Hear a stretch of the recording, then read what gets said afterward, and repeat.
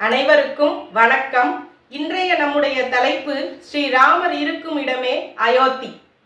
மந்திரையின் சூழ்ச்சி காரணமாக மனம் மாறும் கைகேயி தசரத மன்னரிடம் பெறும் 2 வரங்களால் ஸ்ரீராமபிரானின் பட்டாபிஷேகம் தடைபடுகிறது.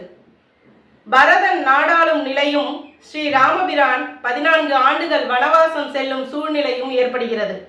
ராமரின் வனவாசம் அறிந்த கோசலை துயருறுகிறார்.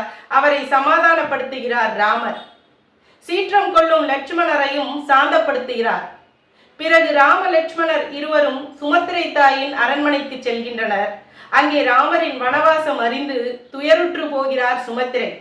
அவரிடம் ராமர் சொல்கிறார், தாயே, நான் கான் புக்கிடினும் கடல் புக்கிடினும் கலிப்பேர் வான் புக்கிடினும் அன்னவை எனக்கு மான் அயோத்தி யான் புக்கது ஒக்கும். தாயே, நான் காடு சென்றாலும் கடல் சென்றாலும் அந்த வான் சென்றாலும் அவை அனைத்தும் எனக்கு அயோத்தியே ஆகும், வருந்தாதீர்கள் என்று சொல்கிறார்.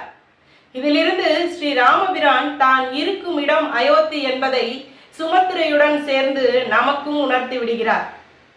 பிறகு சுமத்திரை லட்சுமணனை அழைத்து சொல்கிறார், ஆகாதது அன்றால் உனக்கு அவ்வனம் இவ்வயோத்தி, மா காதல் ராமன் நம் மன்னவன். அதாவது லட்சுமணா, ராமன் செல்லும் அந்த வனம்தான் இனி உனக்கு அயோத்தி.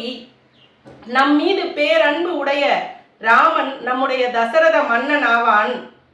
சீதை நம்முடைய தாய் என்றே எண்ணிக்கொள்ள வேண்டும். நீ இப்பொழுதே அவர்களுடன் வனம் புறப்படு என்று சொல்கிறார்.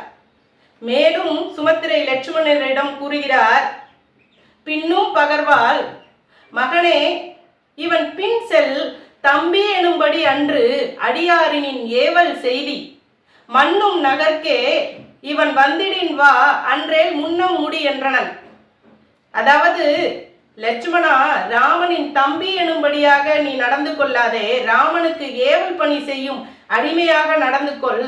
இவ்விதம் பணி செய்து அயோத்தி நகருக்கு ராமன் வருவான் என்றால் நீயும் வா, இல்லை ராமனுக்கு ஏதேனும் ஆபத்து ஏற்படும் என்றால் உன் உயிரையும் கொடுக்க தயங்காதே என்று சொல்கிறார். இதிலிருந்து லட்சுமணருக்கும் சுமத்திரைக்கும் ராமர் இருக்கும் இடம்தான் அயோத்தி என்பதை நாம் உணர்ந்து கொள்ளலாம். ராமரின் வனவாசம் அறிந்த சீதை தானும் உடன் வருவேன் என்று ராமரிடம் சொல்கிறார். அதற்கு ராமர் சொல்கிறார், சீதா, அது மிகவும் வெப்பம் மிகுந்த காடு, உன்னுடைய பாதங்கள் எப்படி தாங்கும் என்கிறார். அதற்கு சீதாதேவி பதிலளிக்கிறார், பிரிவு இகந்த மனத்து ஒரு பற்று இல்லாது உறவுகின்றவனை ஊழி அறுக்கணும் எரியும் என்பது யாண்டையது, ஈண்டும் நின் பிரிவினும் சுடுமோ பெருங்காடு. ராமபிரானே, என்னை விட்டு விலகி செல்கிறேன் என்று கூறுகிறீர்கள். உங்களின் பிரிவு என்னும் பெரும் துயரத்தின் வெப்பம் அந்த ஊழிக்காலத்து சூரியனின் வெப்பத்துக்கு நிகர் ஆகாது. உங்களின் பிரிவு என்னும் பெரும் துயரத்தை விடவா அந்த காடு சுட்டுவிட போகிறது? ராமபிரானே, உங்களின் திருவடி இருக்கும் இடம்தான் எனக்கு அயோத்தி என்று சொல்லி மர ஊறி தரித்து ராமருடன் வனவாசம் செல்ல தயாராகிறார் சீதை.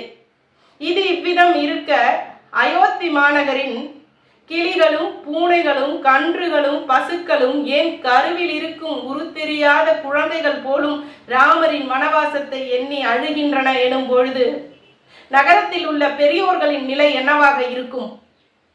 முறையான மன்னனின் ஆட்சி என்பது இறைவனுக்கு சமம். அப்படிப்பட்ட தலைவர் ராமர். அப்படிப்பட்ட ராமர் அயோத்தியில் இருந்து வனம் செல்கிறார் என்றால் அந்த வனம்தான் இனி நம்முடைய அயோத்தி. எனவே ராமருக்கு முன் அந்த வனத்திற்கு நாம் செல்வோம்.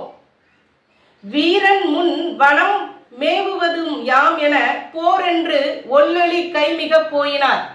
அந்த ராமனுக்கு முன்னரே நாம் வனம் சென்று விடுவோம் என்று சொல்லி நகர மக்கள் செல்ல தயாராகின்றனர். ராமரின் கானகம் செல்வதை அறிந்த தசரதர் வானுலகம் சென்று விடுகிறார். விவரம் அறிந்து வரும் பரதன் ராமரை ஆட்சி செய்ய அழைக்கிறார். ஆனால் ராமர் மறுத்து விடுகிறார். எனவே ராமரின் 2 பாதுகைகளை பெற்று நந்தி கிராமத்தில் உள்ள சிம்மாசனத்தில் வைத்து ராமரின் அருளாசியுடன் ராமரின் பாதுகை இருக்கும் இந்த இடமும் அயோத்தி தான் என்று பரதன் ஆட்சி செய்கிறார். எனவே ராமர் இருக்கும் இடமே அயோத்தி. நாம் ராமரை உள்ளத்தில் நினைப்போம், உயர்வு கொள்வோம். அனைவருக்கும் நன்றி.